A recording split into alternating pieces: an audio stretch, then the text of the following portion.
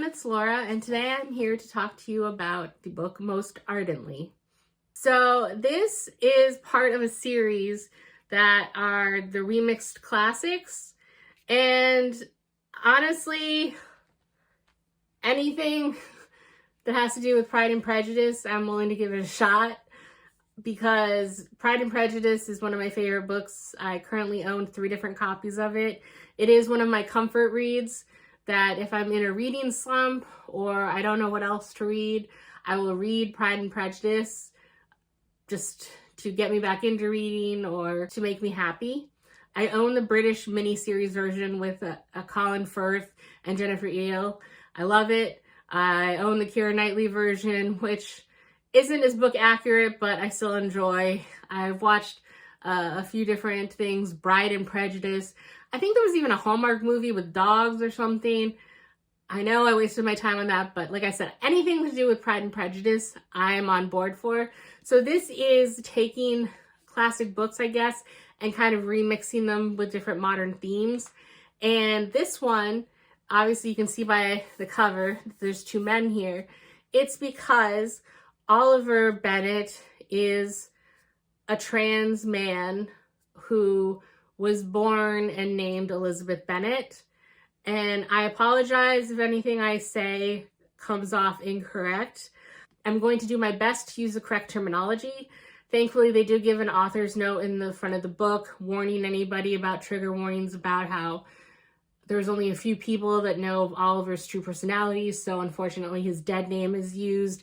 He suffers from dysphoria a few times in the book, and if I do say anything incorrectly or that comes off wrong, I do not mean it that way, and that's purely just because I misspoke, and I apologize in advance.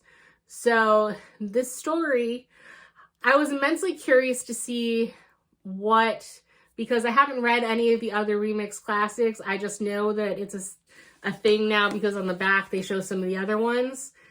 So this is my first experience with this type of concept. So I wasn't sure how close to the original narrative or story plots it would be. I mean, some of the other ones even sound like they kind of take place in different places or different time periods or something. So I wasn't sure how close it would be. And if all the characters would be the same otherwise, other than Oliver, or how that would play out. And so as someone who obviously, like I said, loves Pride and Prejudice, I was very curious to see what I could pick out and all that stuff. And it was actually I found that there was a very nice balance between keeping to the original, what I loved of the original, but then adapting enough to make the plot and the narrative of this book work. Because obviously certain things would have to change for the story to work. Because if Darcy is going to fall in love with Oliver, well, and not a lot of people know about Oliver and that he's trans, well, if he's around people in society or at the Netherfield ball and stuff, and he can't be Oliver, he has to be his feminine version, then, how is it going to make the romance between these 2 men feel earned and not just kind of a quick change or something at the end? And so they have him, in order to appease his need to be his true self and breathe for a few hours and stuff, they have him sneak out at night or go to visit Charlotte, and Charlotte is one of the people that knows about his true identity, and she has some of his clothes at her place. So he'll go to visit Charlotte, he'll change, and then he'll go out and about as the man he is.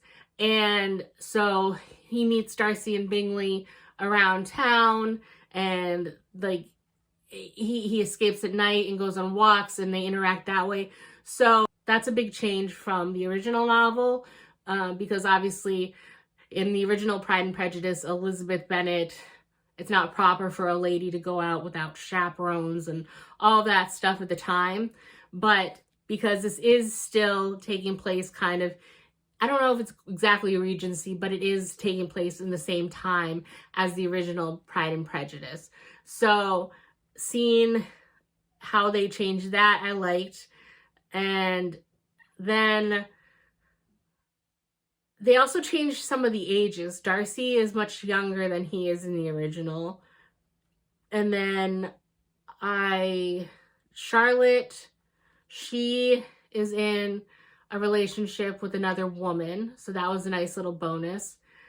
And then I like how they talk about basically the reality of being different in this time period, because like the woman that Charlotte is in a relationship with is married, because if you're not rich and an independently wealthy woman, even if you like other women, the best bet for your life is to marry someone and hope that you have enough time to yourself where you can sneak away and have a relationship with someone on the side. So even though her partner is married to a man, and she does indeed marry Mr. Collins in this, they're still together, but that's still basically the best outcome that either of them can hope for, which is kind of sad. And then likewise, they keep asking Oliver at this point, well, what are you hoping for? Because as in the original novel, where Elizabeth gets a few different marriage proposals, he is not interested in being anyone's wife because he's not a woman. So how is that going to work? They're asking him, like, are you just hoping to live with your parents until they pass away? What happens when Mr. Collins comes out? Like, what are you hoping for in the future? And at one point he realizes that he's never really thought that far ahead. And so that's something that he has to kind of grapple with. And some of the scenes were actually quite hard to read.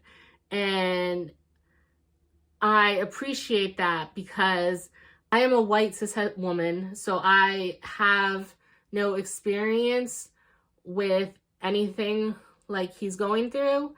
And it was super painful when he kept getting dead names, or when like his mother was yelling at him for not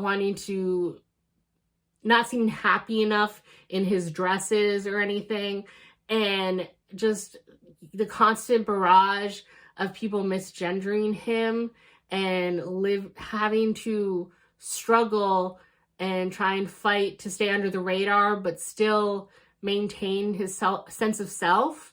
And especially in those time frames, because at least nowadays, people can undergo surgeries and the hormone treatments to help align their body with who they are. But he can't in this time period. The best he can do is bind down his chest and put on the men's clothes. And that does a lot for him. And I'm happy that that's enough to alleviate some of the distress that he goes through in this book. But my heart does go out to him and people like him in the past who that's the best option, because I can't imagine having to sleep and wake up, and he avoids mirrors anytime he's not fully dressed like up in formal menswear, because he doesn't like what he sees. And that's just a horrible way to go through life.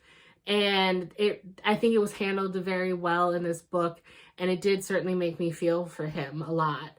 And I mean, even at one point they had him in the dream where he was out and he was shirtless and the sun was beating on his bare chest and it was flat like it's supposed to be. And then he woke up and he was obviously distressed because that's not the reality of his situation. And like, I didn't tear up, but I was close. I was close because it was tough. It was hard to read, but overall I did really like a lot of the things. And my one criticism is that parts of it were almost too fairy tale like, because he he found acceptance by a lot of people important to him in his life. And just the sad fact is that, especially in that time frame, I find it hard to believe that that many people would be on board with it. But then again, that kind of makes it more comfort food for me and would make me want to reread this book again and again, because I can appreciate it for, even if it has unrealistic elements like that, I can still appreciate the story and like it and acknowledge mentally that it might not be 100% historically accurate, but that it's still, for Oliver and his story, I'm happy and I'm fine with it being that way. But if anyone goes into this thinking that it's going to be historically accurate to what a trans man might actually go through in this time period, I haven't done my research, but I would assume it's not 100% historically accurate. And so there is that, if that would annoy anyone, but it was just something I noted but was able to overlook because I did really, really enjoy this book. So I'm definitely keeping it on my shelf. I already found a spot to it next to one of the copies of Pride and Prejudice, and I do look forward to rereading it again.